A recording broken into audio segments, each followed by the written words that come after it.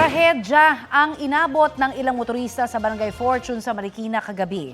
Ang truck kasing sinusundan nila sa paahong kalsada ay biglang umatras. 3 ang patay, 10 naman ang sugatan. Ang mainit na balita hatid ni EJ Gomez.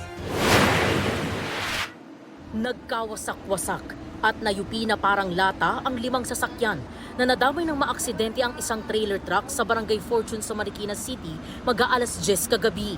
Kabilang sa nadaganan ng trailer truck ang 2 pampasaherong jeep, 2 kotse at isang SUV. Sa pulsa CCTV, ang pagdaan ng trailer truck sa pataas na bahagi ng kalsada, kasunod ang ilang sasakyan. Sa isa pang CCTV, kita ang biglang pagtigil nito at pag-atras na nagresulta ng karambola. Base sa initial investigation po, ito pong 40-footer, paakyat po siya dito sa steepy part po nitong kalsadang ito. Unfortunately, parang hindi po kinaya at umatras po siya hanggang sa nagsyete po yung kanyang truck at yung mga kasunod po niyang sasakyan ang naatrasan at damage po niya. Ayon sa Marikina MDRRMO, 3 ang patay habang 10 ang sugatan. Ito yung isa sa mga kotse na nagkayupi-yupi dahil sa lakas ng impact ng pagkakabangga ng trailer truck. Dito retrieve ang 2 sa biktimang nasawi. Mahigit 6 na oras matapos ang aksidente, na-retrieve naman ang 3 biktimang nasawi. Siya po yung driver ng jeep na nadaganan ng tumaob na trailer truck. Pahirapan ang rescue at retrieval operations. Kasi ipit na ipit yung victim na nakuha sa ilalim, yung nadaganan po, yung sa may jeep po. So yun lang din, nag-stabilize kami sa safety ng mga rescuer po before natin i-extricate yung victim po. Ayaw natin na malagay siya sa alanganin or mas ma-endanger pa siya. Sinubukan po namin gamitan po siya ng heavy equipment agad, pero mas naiipit po siya.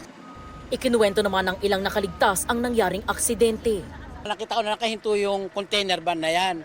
Nung naramdaman namin ng matras, nag-atrasa na kami. Ang bilis sunod-sunod na. Tumalsik pa nga sa akin kasi pagbangga ng mga sasakyan sa harapan ko, tumalsik na sa akin yung bubog yun. Tapos umikot-ikot kami. Pumikit na ako, kala ko, sabi ko wala na, patay na, gano'n.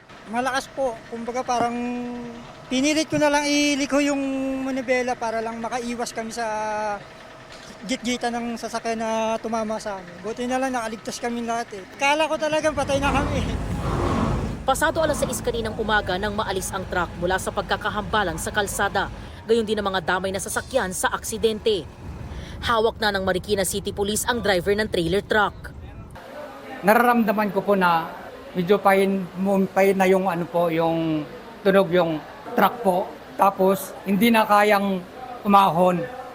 Kahit anong apak ko po sa preno po, wala talaga po. Umatras po ako doon. Yung sumusunod na kotse at saka doon naagip po.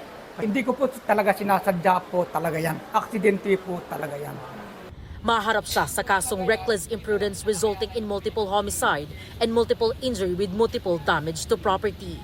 EJ Gomez, nagbabalita para sa GMA Integrated News. Isang low-pressure area ang posibleng mamuo malapit sa Mindanao sa mga susunod na araw. Base po yan sa mga datos na nakuha ng Pag-asa mula sa ilang weather models. May chance ang pumasok sa Philippine Area of Responsibility ang posibleng LPA. Gayunpaman, mananatiling mababa ang posibilidad nitong maging bagyo. Paglilinaw po ng Pag-asa, maaari pang magbago ang datos ukol dyan, kaya tumutok lagi sa weather updates. Hindi rin naman iniaalis ang posibilidad na magkaroon ng low-pressure area kahit sa tag-init. Sa ngayon po ay easterlies at intertropical convergence zone ang mga weather systems na nakakaapekto sa ating bansa. Ngayong Huwebes, posibleng umabot sa danger level na 45 degrees Celsius ang heat index sa Tuguegarao, Cagayan. 44 degrees Celsius naman sa Dagupan, Pangasinan, Etxague, Isabela, Baler at Kasiguran sa Aurora, Iba, Zambales at Sangley Point sa Cavite. 13 lugar naman ang posibleng umabot sa 43 degrees Celsius ang damang init. Posible namang umabot sa 42 degrees Celsius na heat index ang 8 lugar sa Luzon, kabilang ang Pasay City.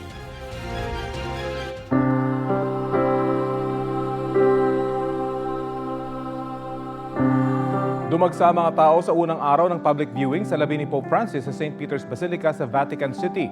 Mahabang pila na umabot ng oras-oras ang hinarap ng mga deboto para sa ilang sandali ng taimtim na pagdarasal sa harap ng labi ng yumaong Santo Papa.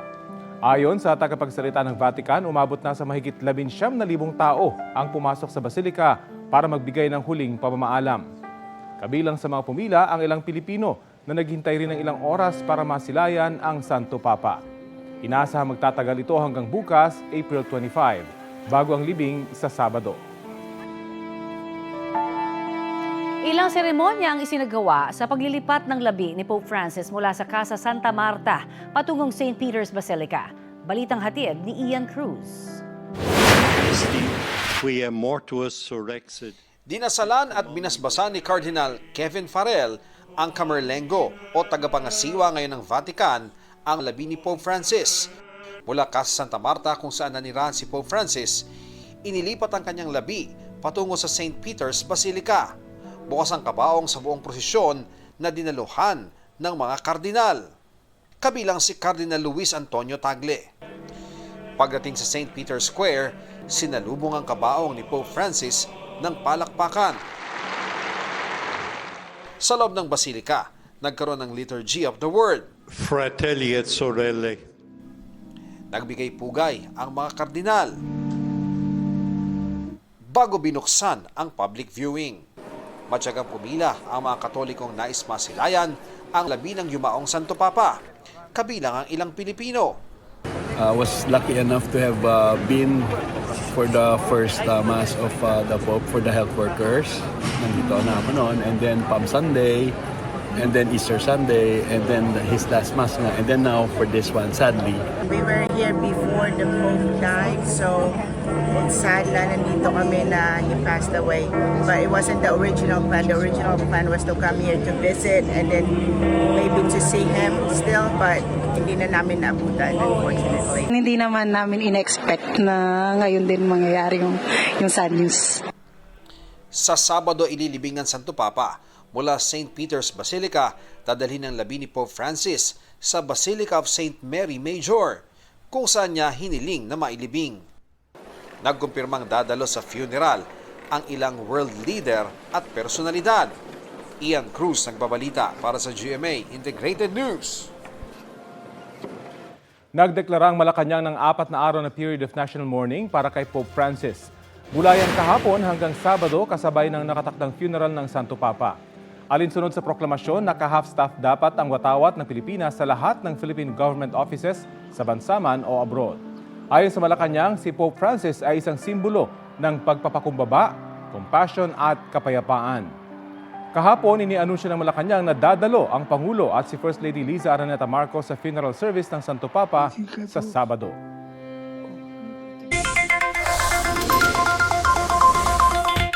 Simula po sa susunod na linggo, mabibili na sa piling lugar sa Visayas ang 20 pesos na kada kilo ng bigas ayon sa Department of Agriculture. Sabi naman ng ilang taga Metro Manila, sana raw meron din yan dito sa lugar natin. Balitang hatid ni James Agustin. Araw-araw dumaraan sa bilihan ng bigas ang security guard na si Glad bago pumasok sa trabaho. 42 pesos per kilong bigas ang binibili niya. Malaki na raw natapya sa presyo niya nito mga nagdaang buwan mula sa dating 52 pesos per kilo. Siyempre po sir, masaya po dahil sa taong mamamayan po nakakatulong po sa atin sir sa pang-araw-araw natin pamumuhay. Si Sally na may-ari ng karinderya sa Santa Cruz, 42 pesos per kilong bigas din ang binibili sa palengke. Malaking bagay sa akin yun, saka sa mga kumakain. Kasi iba, walang pera, budget lang, di ba? Sa tindahang ito sa Blumentritt Market sa Maynila, 42 pesos hanggang 45 pesos ang presyo ng kada kilo ng imported rice. Pasok sa itinakdang maximum suggested retail price o MSRP ng gobyerno. Sa local rice naman may mabibiling 36 pesos per kilo hanggang mahigit 50 pesos depende sa klase. Ang gobyerno ilulunsad na ang programang 20 pesos per kilo na bigas sa susunod na linggo, pero sa ilang piling lokal na pamahalaan pa lang sa Visayas.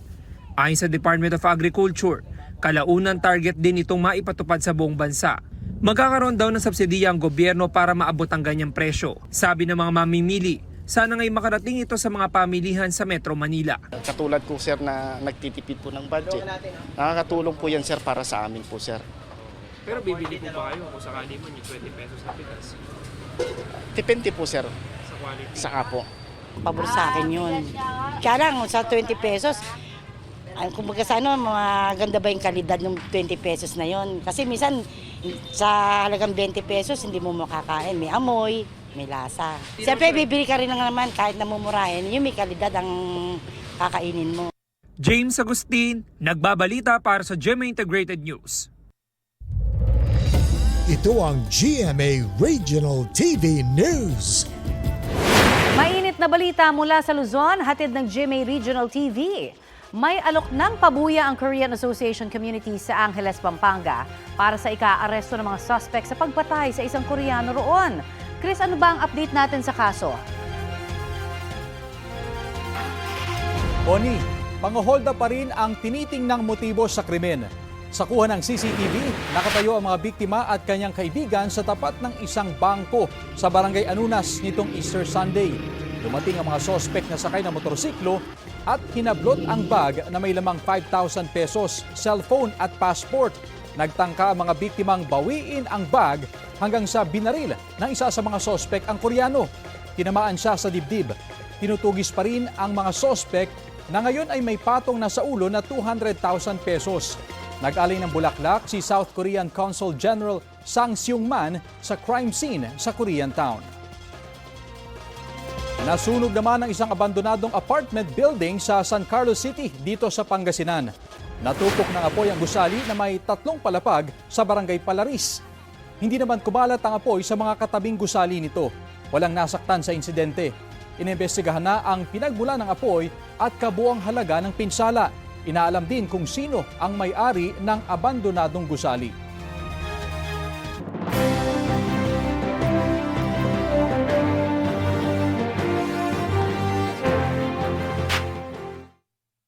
Pagpapalago ng turismo ang idiniin ni Senator Lito Lapid sa Pampanga. Pati si Manny Pacquiao na pagpapaunlad ng kanayunan ng nais. Si Tito Soto, pagsasabatas ng 14th month pay ang isinusulong. Sinabi naman ni Senator Francis Tolentino na ipaglalaban niya ang Pilipinas. Pag-standardize ng sweldo ng mga barangay tanod ang gusto ni Congressman Erwin Tulfo. Nagpasalamat naman si Congresswoman Camille Villar sa suporta ng mga Kapampangan. Isa sa binigyang diin ni Benhar Abalos ang libreng pabahay. Pag-alis sa tax sa overtime pay at bonus ang sinusulong ni Mayor Abby Binay. Ibinida naman ni Senator Bong Revilla ang mga naipasa niyang batas. Matibay na ugnayan ng national at local government ang idiniin ni Senator Pia Cayetano. Sa Cainta Rizal, nangampanya sina Congressman Rodante Marcoleta, Jimmy Bondoc at Philip Salvador. Senator Bongo sinusulong ang pinalawak na PhilHealth benefits. Nag-ikot sa palengke sa Dagupan si Senator Amy Marcos. Cash gift sa mga mag-asawang aabot sa 50th anniversary nais ni Sunny Matula. Dumalo sa forum ng mga manggagawa sina Liza Masa, Nars Aline Andamo, Congresswoman Franz Castro, David De Angelo, at Attorney Luke Espiritu. Nag-motorcade sa Pampanga si Kiko Pangilinan. Land reform ang binigyang diin ni Danilo Ramos. 1,200 pesos na daily living wage ang isinusulong ni Jerome Adonis. Mas mataas na pondo para sa libreng kolehiyo ang ipinangako ni Bam Aquino. Ligtas at regular na trabaho ay pinapanukala ni Congresswoman Arlene Brosas. Oportunidad sa loob ng bansa ang gusto ni Teddy Casino para sa mga Pilipino. Nakipagpulong si Angelo de Alban sa PWD leaders and advocates sa Bacolod City. Patuloy naming sinusundan ang kampanya ng mga tumatakbong senador sa eleksyon 2025. Ian Cruz nagbabalita para sa GMA Integrated News.